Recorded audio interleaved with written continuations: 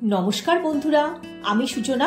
আমার চ্যানেল সূচনার দিনলিপি ও রান্নাঘরে আপনাদের সকলকে স্বাগত জানাই। ডিম আমাদের জীবনের একটা গুরুত্বপূর্ণ খাদ্যদ্রব্য। সকালের জলখাবারে কয়েকটা ডিম ফেটিয়ে নুন, হলুদ, কাঁচা লঙ্কা দিয়ে সবে ডিম টোস্ট করতে যাচ্ছেন, আর তখন শুনতে পেলেন আজ ডিম টোস্ট নয়, অন্য কিছু চাই। চিন্তার কিছু নেই, তখন ওই ফ্যাটানো ডিম দিয়ে বানিয়ে ফেলুন Spanish omelette with Indian variation. Indo Spanish অমলেটের জন্য নিয়ে নিয়েছি 5টা ডিম, আলু, পেঁয়াজ। মাঝারি সাইজের একটা আলু খোসা ছাড়িয়ে প্রথমে মাঝখান দিয়ে দুভাগ করে, তারপর এক একটা ভাগ থেকে একটু পাতলা করে স্লাইস করে নিয়েছি। এভাবেই কাটতে হবে, সরু করে নয়, কারণ আলুটা অমলেটের লেয়ারে থাকবে। 3টে আলু কেটে নিয়েছি। পেঁয়াজটাও আলুর মতো একইভাবে স্লাইস করে নিয়েছি। একটা ফ্রাইং প্যান বসিয়ে গ্যাসের ফ্লেমটা অন করে দিলাম। আপনারা যদি কম ডিম দিয়ে করেন তাহলে ছোট ফ্রাইং প্যানও ইউজ করতে পারেন। আমার ফ্রাইং প্যানটা একটু বড়। দিয়ে দিলাম পরিমাণ মতো সাদা তেল, একটু নুন দিয়ে তেলটা মিক্স করে দিলাম। তেল গরম হলে আলুটা দিয়ে একটু নাড়াচাড়া করে দিয়ে দিচ্ছি হাফ চা চামচ হলুদ। আলুটা ভাজা ভাজা করে নিতে হবে, তবে ক্রিস্পি হবে না আর কালারটাও খুব বেশি ডার্ক হবে না। আলুটা একটু ভাজা হলে পেঁয়াজটা দিয়ে দিলাম, ভালো করে নেড়ে নিচ্ছি। একটা ঢাকা দিয়ে আলুটা একটু সফট হতে দেব। দিয়ে দিচ্ছি 1/4 চা চামচ লঙ্কা গুঁড়ো। এটা আলু আর পেঁয়াজটাকে সিজলিং করার জন্য। গ্যাসের ফ্লেমটা বন্ধ করে দিলাম। গরম ফ্রাইং প্যানে আলু পেঁয়াজটা আরেকটু নাড়াচাড়া করে নিলাম। একটা বোলের উপর ছাঁকনি রেখেছি, আলু পেঁয়াজ ভাজাটা ওর মধ্যে দিয়ে দিলাম, যাতে এক্সট্রা তেলটা স্ট্রেন হয়ে যায়। যে তেলটা বোলে রয়েছে ওটা অমলেটে পরে ইউজ করে নেব। তেলটা ফ্রাইং প্যানে দিয়ে দিলাম। একটা বোলে ডিমগুলো ভেঙে নিলাম।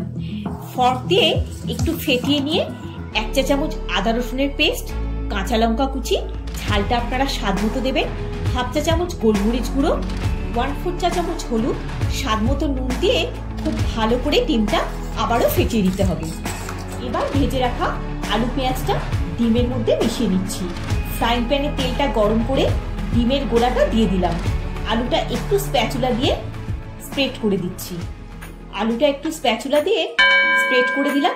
একটা ঢাকা দিয়ে নিচের দিকটা কুক হতে দিলাম। মিনিট 2 পর একটু দেখে নিচ্ছি। ফ্রাইং প্যানের ধার থেকে স্প্যাচুলা দিয়ে অমলেটটা একটু সমান করে ছড়িয়ে দিতে হবে। গ্যাসের ফ্লেমটা লোতে করে আরো 2 মিনিট কুক করে নিচ্ছি। এবার গ্যাসের ফ্লেমটা বন্ধ করে দিলাম। অমলেটের নিচের কালারটা দেখুন, একটা লাইট ব্রাউন হয়েছে, কিন্তু পুড়ে যায়নি। একটা দিক কুক হয়ে গেছে, এবার ফ্লিপ করে দেব। একটা টেকনিক আছে, প্রথমে গ্যাসের ফ্লেম বন্ধ করে ফ্রাইং প্যানের সমান সাইজ বা একটু বড় হতে পারে, তবে ছোট সাইজ নয়, একটা থালা বা প্লেট নিয়ে ফ্রাইং প্যানের উপরে ঢাকা দিয়ে প্যানটা থালায় উল্টে দিতে হবে।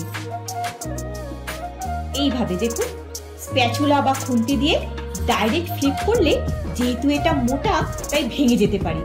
এবার প্যানের মধ্যে থালাটা স্লাইড করে অমলেটটা আবার প্লেস করে দিতে হবে। গ্যাসের ফ্লেমটা অন করে দিলাম। নিচের পোর্শনটাও কুক হয়ে গেছে, আর তেল দেওয়ার দরকার নেই। ঢাকা দিয়ে লো হিটে মিনিট 2 কুক করে নিতে হবে। এটা ব্রেকফাস্টে 2 থেকে 3 জন খেতে পারবে। কি সমস্যার সমাধান হলো তো? একটা সার্ভিং প্লেটে নিয়ে নিচ্ছি। আমার কাছে পিজা কাটার আছে, না হলে নাইফ দিয়ে পিজার মতো কেটে নিতে হবে। এটা যদি ছোট ফ্রাইং প্যানে করা হয় তাহলে থিকনেসটা আরো বেশি হবে। একটু বিট নুন ছড়িয়ে সার্ভ করে দিলাম।